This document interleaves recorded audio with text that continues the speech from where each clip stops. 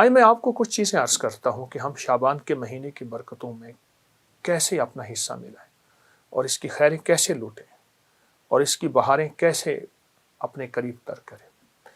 3 چیزیں فیصلہ کر لیں۔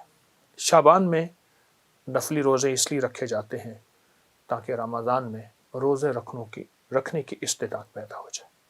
ایک تو آپ شعبان کے نفلی روزے رکھیں جو کہ احادیث میں آئے ہیں، روایات میں بھی آئے ہیں اور کتابوں میں بھی موجود ہے، لیکن جتنے بھی آپ نفلی روزے رکھ سکتے ہیں رکھیں۔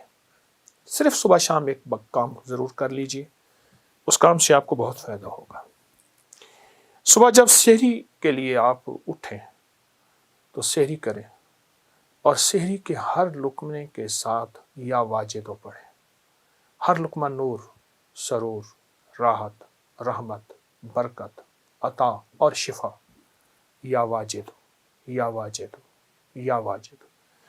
ایک ہے لقمے کے ساتھ یا واجدو، ایک ہے کہ لقمہ چباتے ہوئے جب تک کہ وہ لقمہ ختم نہ ہو یا واجدو پڑھتے جائیں۔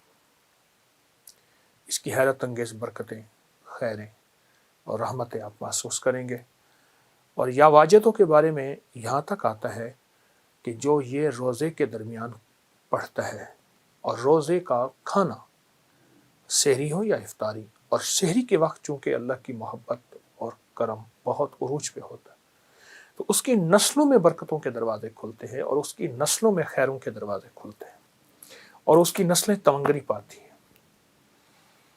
دوسرا، جب افطار کا وقت ہو تو افطار کے وقت میں آپ صرف اور صرف 11 بار آیت الکرسی ضرور پڑھ لیجیے۔ ہم نے آج تک آیت الکرسی کو حفاظت کا عمل سمجھا ہے، میں اس کا انکار نہیں کر رہا۔ اصل یہ اسم اعظم ہے، اور محدثین نے لکھا ہے کہ بعض فرماتے ہیں الحی القیوم اسم اعظم ہے، اللہ لا الہ الا هو الحی القیوم، اور بعض محدثین کے مشاہدات تجربات ہیں کہ آیت الکرسی کی آخری آیت وَهُوَ العلی العظیم، العلی العظیم، یہ اسم اعظم ہے۔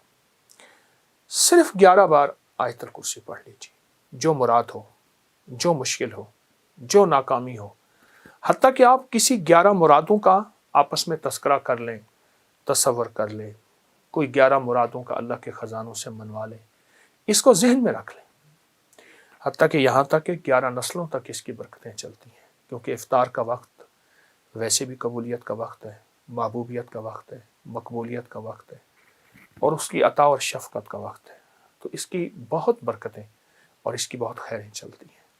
ایک تو یہ عمل آپ کی خدمت میں ہے۔ دوسرا، 15 شعبان جس کے بارے میں مستند روایات میں کہ فرمایا تقدیروں کے فیصلے ہوتے ہیں، زندگیوں کے فیصلے ہوتے ہیں، رزق کے فیصلے ہوتے ہیں، عطا کے فیصلے ہوتے ہیں، کس کے بارے میں اللہ کی صفت قابض کہ اس کا رزق چھین لو، اس کی روح چھین لو، قبض کر لو، اور کس کے بارے میں میرے رب کی صفت باسط وسیع کر دو اور وسیع کر دو، اور اللہ کی صفت واسع رزق وسیع کر دو، صحت وسیع کر دو، عزت کے تاج پہنا دو۔ تو 15 شعبان میں ایک مستند اور مسنون عمل ہے، وہ ہے صلاۃ التسبیح کا۔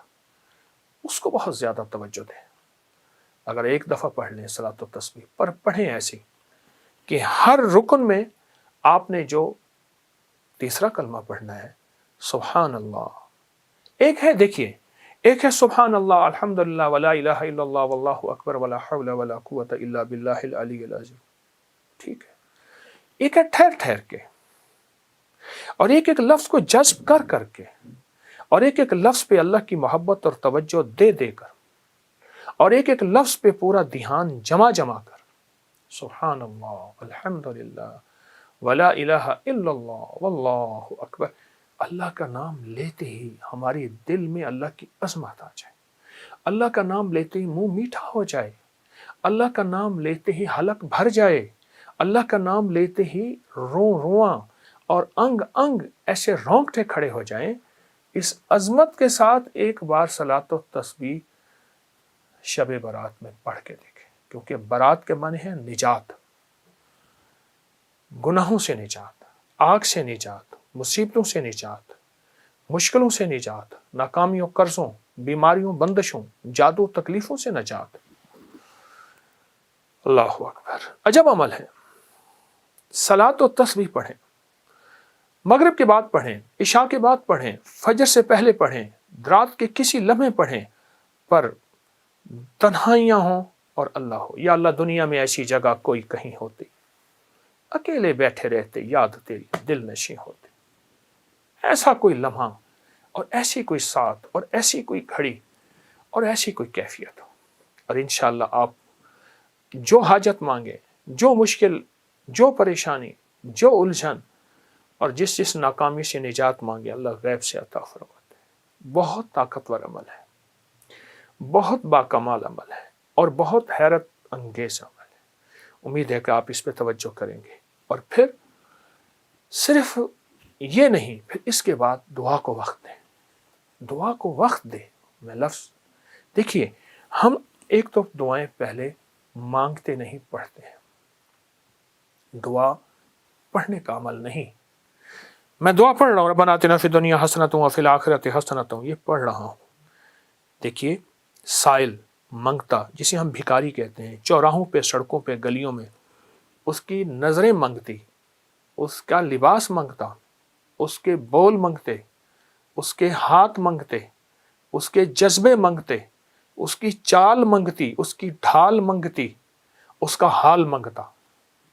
آپ سوچیں، تو اس کے بعد پھر اللہ سے دعا مانگے، اور دعا کو وقت دیں، اور دعا کے لیے وقت نکالیں۔ دعا مانگے، دعا کو وقت دیں، اور دعا کے لیے وقت نکالیں۔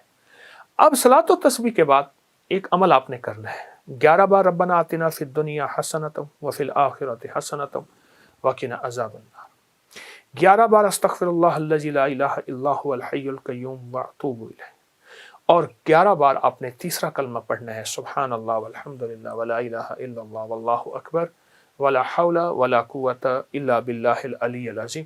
یہ 11 دفعہ عمل کرنا ہے، اور 11 دفعہ عمل کر کے پھر دعا مانگنی ہے، اور دعا کے بعد پھر 11 دفعہ پڑھنا ہے۔ پھر اس کی قبولیت دیکھیں، مسائل کا حل، مشکلات کا حل، جو من میں مراد رکھیں گے، جو من میں مراد رکھیں گے، جو من میں مراد رکھیں گے، انشاءاللہ پوری ہوگی۔ یہ بہت طاقتور عمل میں آپ کو شعبان کے مہینے کی عظمتوں اور برکتوں کے ساتھ دے رہا ہوں، ضرور کیجئے۔